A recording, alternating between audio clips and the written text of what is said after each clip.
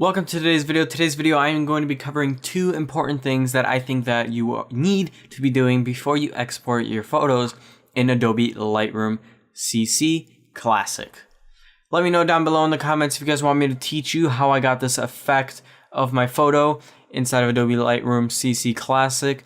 I would love to make a video for you guys, but I want to know if you guys want it. So leave a comment down below and let's get right into the two things that I think are very important right before you export your photos in Adobe Lightroom Classic CC. Now these tips are going to be showing you guys how to not over or underexpose a section of your photo, as well as previewing your photo in a better way. So let's get right into these.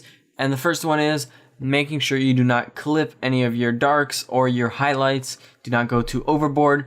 So if you go up to the histogram over here, going on the one on the left, that little triangle in the top left corner, if you click on that, you will see constantly the fully blacks that have zero detail in them in your photo, and you can adjust those in your editing. So once those blacks are gone, they do not show up as blue anymore.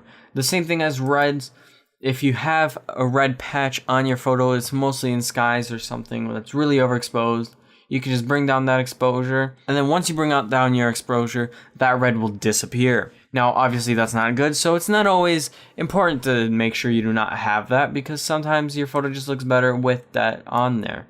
Same thing with the blacks. As long as you do not go overboard and your whole photo isn't pretty much red or blue, you're good. But make sure you still have the key details in your photo. As well as these little triangles here that will show you if you're clipping in the blacks, not whites, and losing your detail. You can preview your image in a much better way by pressing L. By pressing L, you will get a kind of 50% kind of black background around your image on all your monitors to preview your photo in like the highest quality with the background, and you actually previewing your image in full brightness.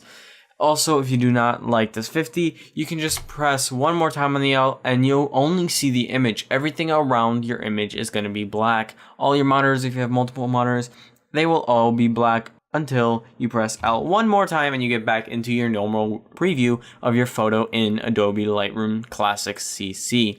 So hope you guys can use these two tips to make sure you preview your images and make sure they are high quality and look very nice before you export them.